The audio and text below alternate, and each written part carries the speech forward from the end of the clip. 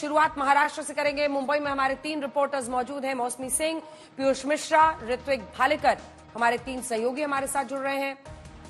महाराष्ट्र विधानसभा चुनाव की काउंटिंग से पहले आज रात नेताओं पर कितनी भारी है, पार्टियों के दफ्तर का माहौल क्या है, आपको डिटेल रिपोर्ट दिखाएंगे।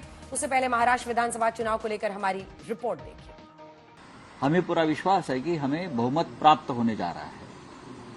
160-165 तक हम विधायक हमारे चुनकर आएंगे। महाराष्ट्र बहुत बड़ा राज्य है, दूर दरार से लोग चुनकर आएंगे। मुंबई में आने के बाद उनके लिए रहने के लिए जगह नहीं है, कहाँ रहेंगे वो, भागम भाग होगी, उनके ऊपर प्रेशर रहेगा इन लोगों का, खोखे वालों का। तो सबकी रहने की व्यवस्था एक होटल में एक जगह पर करने की योजना हम बना रहे हैं। नहीं, मैं उनसे कहूंगी ये सारी टेंशन लेने की उनकी जरूरत नहीं है कि होटल्स बुक करें और चॉपर्स बुक करें। उनको महाराष्ट्र की जनता उनको छुट्टी देने वाली है अगले 25 साल के लिए। जिस तरीके से लूट मचाया है, जिस तरीके से भ्रष्टाचार हुआ है, जिस तरीके से अदानी की सरकार चली है, वो खत्म होने वाली है। जनता हमें बहुमत देगी, स्पष्ट सिंपल मेजॉरिटी मिलेगी। संजय राउत का दावा ये भी है कि महाविकास आघाड़ी के 160 से ज्यादा विधायक जीत कर आ रहे हैं। ऐसे में उनके ठहरने के लिए होटल और रिजॉर्ट का इंतजाम किया गया है। सूत्रों के मुताबिक खबर है कि उद्धव ठाकरे और शरद पवार ने अपने अपने नेताओं से ऑनलाइन मीटिंग की और नेताओं से कहा गया कि जो भी विधायक जीते वो महायुति के बहकावे में न आए। सभी विजयी उम्मीदवारों को कहा गया है कि वो शनिवार शाम तक मुंबई पहुंच जाएं। आपको बता दें कि मुंबई में शिवडी सीट से एमएनएस के उम्मीदवार बाबा नंदगांवकर ने फडणवीस से मुलाकात की। तो कांग्रेस नेता बाला साहेब थोराट ने भी कहा है कि महाविकास आघाड़ी में सबका स्वागत है, यानी जो विधायक आना चाहे, फिर वो चाहे किसी भी पार्टी के हों, आ सकते हैं। आज आम्ही एकत्रपणे बसलो, महाविकास आघाडीचे आम्ही सर्व, आणि त्यामध्ये एक चर्चा केली, सर्व आढावा आम्ही केलेला आहे, एकत्र रिपोर्ट घेतलेले आहेत आणि माननीय पवार साहेबांना आता आम्ही भेटून सगळ्या जी वस्तुस्थिती आहे, काय काय घडलं याचा चर्चा त्यांच्याबरोबर केली आहे। माननीय उद्धवजींबरोबर सुद्धा आम्ही चर्चा केलेली आहे आणि आमचं मत पक्कं झालेलं आहे की आमच्या जागा येत आहेत आणि आम्ही सहजपणे सरकार बनवू शकतोय, इतकी चांगली परिस्थिती आमची राहणार आहे। यहाँ स्पष्ट रूप से महायुति जीत के आएगी और जो लोग विवादक बयान कर रहे हैं, मैं यही कहूंगी कि आपकी नैया तो डूब चुकी है, उम्मीद पे दुनिया कायम है, लेकिन मुंगेरी लाल के हसीन सपने मत देखिए। आपको बता दें कि महाराष्ट्र में इस बार के चुनाव में 29 साल बाद सबसे ज्यादा वोटिंग हुई। अब इस बम्पर वोटिंग का मतलब क्या निकाला जाए, ज्यादा वोटिंग को लेकर नेताओं के दावे भी सुनिए। जब वोटिंग परसेंटेज बढ़ता है तो बीजेपी को ही उसका फायदा होता है। तो मैं ऐसा मानता हूं कि निश्चित रूप से ये जो बढ़ा हुआ वोटिंग परसेंटेज है, ये बीजेपी और हमारे अलायंस के लिए, महायुति के लिए, ये फायदा हमको देगा और इसका फायदा हमको होगा। मुझे ऐसा लगता है कि जो रुझान सामने आ रहा है कि वोटिंग परसेंटेज बढ़ गया है। जब वोटिंग परसेंटेज बढ़ जाता है तब लोगों को सरकार के खिलाफ एक मत तैयार होता है, जो लोग बाहर आकर लोग मत डालते हैं। तो this is vote for change. जिस तरह से 2.5 साल की उद्धव सरकार के बाद महाराष्ट्र में विधायकों की जोड़तोड़ और पार्टियां दो फाड़ हो गई, ऐसे में नतीजों से पहले ही अपने अपने विधायकों को बचाने के लिए पार्टियां पूरी तरह से तैयार हैं। मुंबई से साहिल जोशी के साथ आज तक ब्यूरो। और एक बड़ी खबर इस वक्त आ रही है, वो आपको बता दें, क्योंकि दावेदारी चारों तरफ से हो रही है। अब डीके शिव कुमार, जो कि उप मुख्यमंत्री है कर्नाटक के, कांग्रेस नेता डीके शिव कुमार का बड़ा दावा है, महाराष्ट्र में रिजॉर्ट पॉलिटिक्स की जरूरत नहीं बनेगी, बिना रिजॉर्ट पॉलिटिक्स के बनेगी महाविकास आघाड़ी की सरकार, महाविकास आघाड़ी की जीत पक्की है।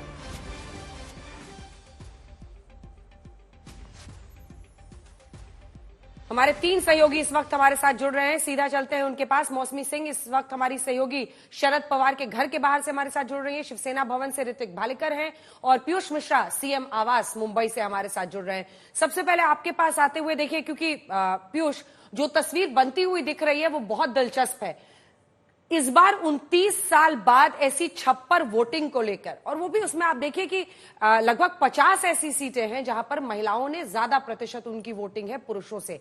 इसको लेकर सब रस्साकशी में लगे हुए हैं कि इससे हमको फायदा हो रहा है, नहीं हमको फायदा हो रहा है। क्या समझ में आ रहा है वहां पर, और मुख्यमंत्री के निवास में क्या चल रहा है इस वक्त?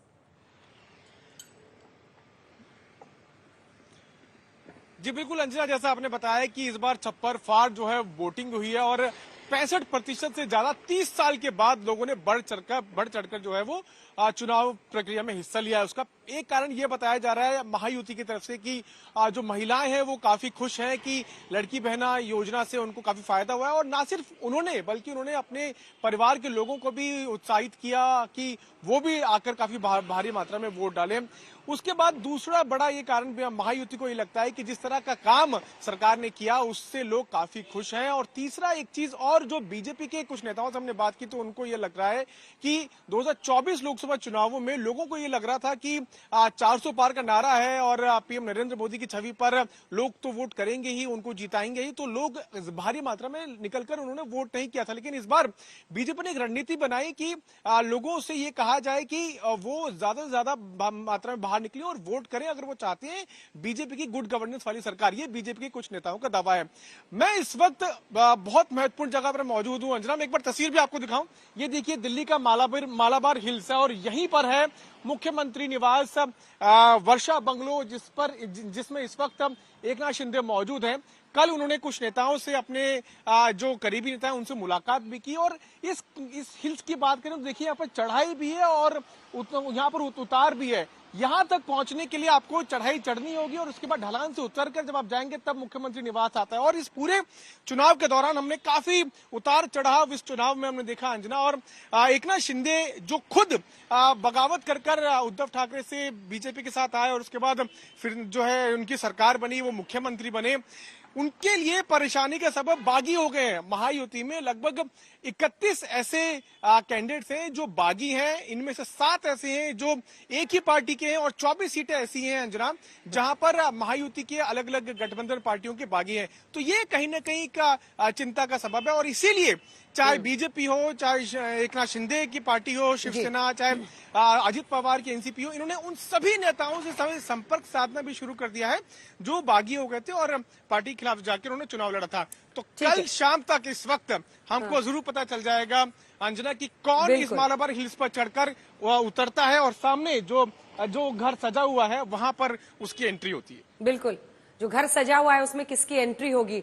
इस घर ने बहुत सारे लोगों को आते और जाते पिछले दिनों देखा है।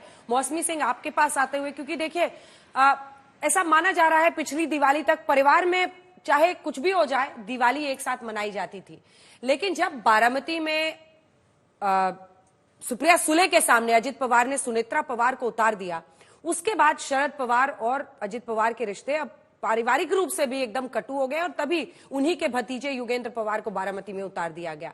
शरद पवार आवास, यहां पर आज क्या चल रहा है, क्योंकि इस बार बहुत सारी सीटें हैं जहां पर 53 सीटें हैं जहां डायरेक्ट फाइट है, पवार वर्सेस पवार।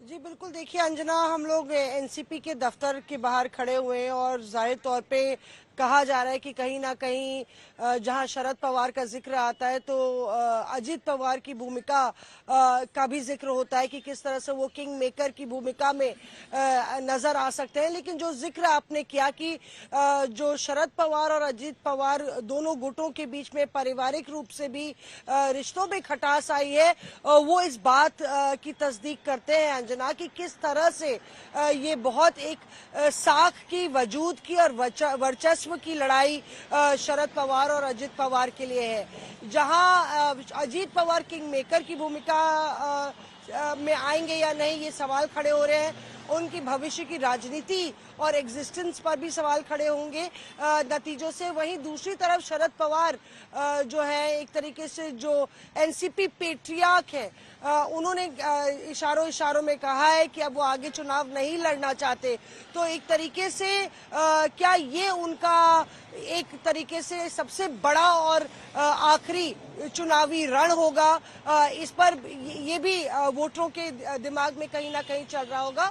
और जिस तरह से सुप्रिया सूले का ऑडियो क्लिप रिलीज किया गया और अजीत पवार ने उस पर टिप्पणी करके बोला कि मैं अपनी बहन की आवाज जानता हूं, उन्हीं की आवाज लग रही है, उससे ये पता चलता है कि कितनी तीखापन रिश्तों में आ गया है।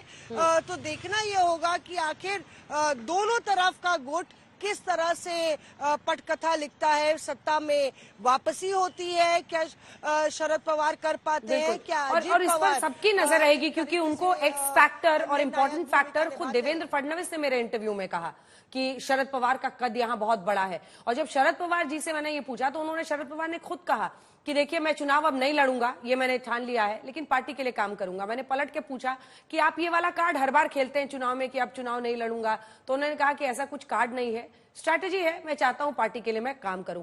8 सीटें लाई थी 10 में से लोकसभा चुनाव में। कई लोग मानते हैं उनका स्कोर कार्ड अच्छा होगा। लेकिन अब चलते हैं ऋत्विक भालेकर के पास, जो इस वक्त हमारे साथ शिवसेना भवन से जुड़ रहे हैं।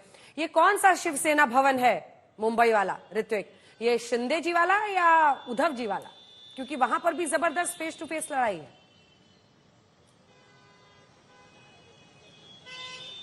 जी बिल्कुल अंजना, ये उद्धव ठाकरे की शिवसेना का सेना भवन है और मैं फिलहाल दादर माहिम इस विधानसभा चुनाव क्षेत्र में हूं, जहां पर सिर्फ सेना बनाम सेना का संघर्ष ही नहीं बल्कि दोनों भाई ठाकरे आपस में भिड़ते नजर आ रहे हैं। एक तरह से ट्रायंगुलर फाइट है यहाँ पर और कहीं ना कहीं वजूद की लड़ाई है ये ठाकरे की शिवसेना के लिए भी और कह सकते हैं कि एकनाथ शिंदे की शिवसेना के लिए भी, क्योंकि पहली बार महाराष्ट्र में ऐसे विधानसभा चुनाव होने जा रहे हैं जिसमें दोनों क्षेत्रीय पार्टी में दो फाड़ हुए और उसके बाद दोनों आमने सामने भिड़ते नजर आ रहे हैं। अब देखना ये जरूरी है कि पवार बनाम पवार इस लड़ाई में कौन बाजी मारता है, कौन सा पवार यहाँ पर विनर के तौर पर उभर कर नजर आता है और कौन सा शिवसेना जो है, कौन सी शिवसेना जो है वो असली शिवसेना सही मायने में जनता की अदालत में साबित होती है। फिलहाल देख रहे हैं शिवसेना भवन यही वो जगह है जहां पर हम हमेशा से देखते आ रहे हैं कि जब भी चुनाव होते हैं सबसे पहले बैंड बाजा जो है वो यही से शुरू होता है। यहाँ पर गुलाल यहाँ पर उड़ाया जाता है, यहाँ पर लाइटिंग भी होती है, यहाँ पर बैनर भी लगते हैं और कई सारे इतिहास में शिवसेना के बहुत महत्वपूर्ण घटनाएं हमने इसी शिवसेना भवन से होते दिखी है। हालांकि बाला साहब ठाकरे उस समय थे, लेकिन अब उद्धव की नेतृत्व में किस तरह से शिवसेना आगे बढ़ेगी ये इसी विधानसभा चुनाव नतीजे के बाद तय होगा। अंजना, आप तीनों बने रहिए हमारे साथ, कुछ आंकड़े रखते हैं, उसके बाद एक प्रश्न करूंगी जिसका तीनों ही छोटा छोटा जवाब दीजिएगा। मतदान प्रतिशत, अगर आप महाराष्ट्र में मतदान प्रतिशत को देखें तो 66.84% पुरुषों ने वोट किया है, तो उससे महिलाओं का अगर आप देखें तो 65.22% वोटिंग हुई है। 29 साल बाद 66% के पार वोटिंग परसेंटेज पहुंच गया है। कुल 50 सीटें ऐसी हैं जहां पर महिलाओं का वोट प्रतिशत पुरुषों के वोट प्रतिशत से ज्यादा रहा है। महिलाओं का वोट प्रतिशत पुरुषों के वोट प्रतिशत से ज्यादा रीजन वाइज हम आपको दिखाते हैं। मुंबई रीजन में अगर आप देखें 24%, मुंबई रीजन में 36 सीटें हैं जहां पर अगर 24% ज्यादा महिलाओं ने वोट किया है तो ये एक बहुत बड़ा आंकड़ा है, क्योंकि 36 सीट्स काफी डिसाइसिव मानी जाती हैं। वहीं ठाणे कोंकण के इलाके में जाइए, सेना का वर्चस्व माना जाता है, खासतौर पर शिंदे साहब का, वहां 15% ज्यादा महिलाओं ने वोट किया है। पश्चिम महाराष्ट्र जहां पर 70 सीटें हैं, जो कि काफी वहां पर सीधी टक्कर होती है एनसीपी की, एनसीपी का वर्चस्व रहा है। बारामती से लेकर ये तमाम सीटें उसी क्षेत्र में आती हैं जहां पर अजित पवार खुद चुनावी मैदान में है। यहां पर 6% ज्यादा महिलाओं ने वोट किया। मराठवाड़ा जहां पर आप देख रहे हैं 3% ज्यादा, खानदेश यानी उत्तर महाराष्ट्र यहां पर 1% और विदर्भ में 1% ज्यादा महिलाओं ने वोट किया है। जल्दी से एक सवाल इस पर ले लेते हैं, लेकिन उससे पहले एक बड़ी खबर आ रही है, आपको बता दें शरद पवार का पार्टी प्रत्याशियों को निर्देश, काउंटिंग खत्म होने तक मतगणना स्थल पर बने रहें, आधिकारिक रूप से घोषणा होने तक रुके रहें। देखिए, बीते कुछ चुनावों ने ऐसी स्थिति पैदा कर दी है कि हर पार्टी अब अपने नेताओं को कह रही है कि आप अपनी जगह पर टिके रहिए और जब तक फाइनल रिजल्ट्स अनाउंस नहीं होते हैं मौसमी, तब तक आप टिके रहिए। लेकिन ये जो वोट प्रतिशत में इजाफा हुआ है और खास तौर पर महिलाओं के वोटिंग परसेंटेज में, मुंबई हो, कोंकण ठाणे का इलाका हो, वहां पर कई लोग ये मानते हैं कि एक बज वहां पर लाड़की बहन योजना का रहा है। महिलाओं का ज्यादा निकलना, जाहिर तौर पर युति कह रही है कि हमारी वजह से हुआ है, हमारे वोटर निकले हैं जो लोकसभा में नहीं निकले थे।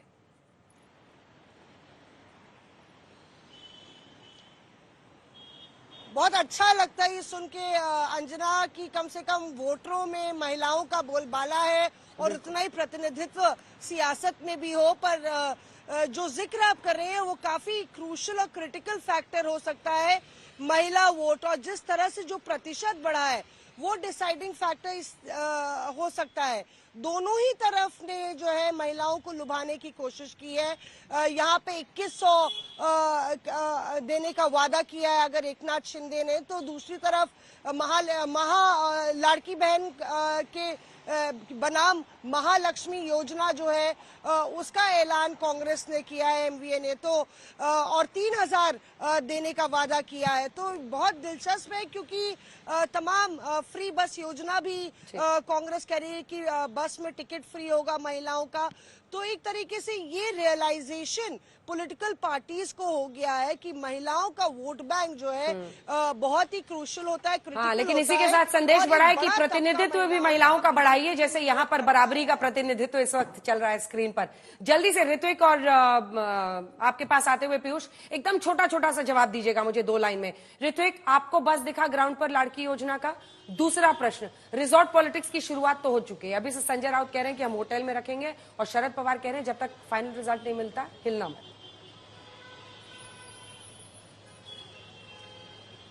जी बिल्कुल, बस तो दिख रहा है क्योंकि सिर्फ 3000 रुपए नहीं पिछले 2 महीने के, बल्कि अगले 2 महीने के मिलाकर कुल मिलाकर 7000 रुपए महिलाओं के बैंक अकाउंट में सरकार ने दिए हुए हैं। और कहीं ना कहीं जो बढ़ता वोटिंग परसेंटेज है उससे ये साबित होता है कि एक उत्साह महिलाओं में है जिसको लेकर वो बाहर निकल आई और इतने बड़े पैमाने पर उन्होंने वोट डाला है। पीयूष छोटा सा रिएक्शन, रिजॉर्ट पॉलिटिक्स पर आपका रिएक्शन।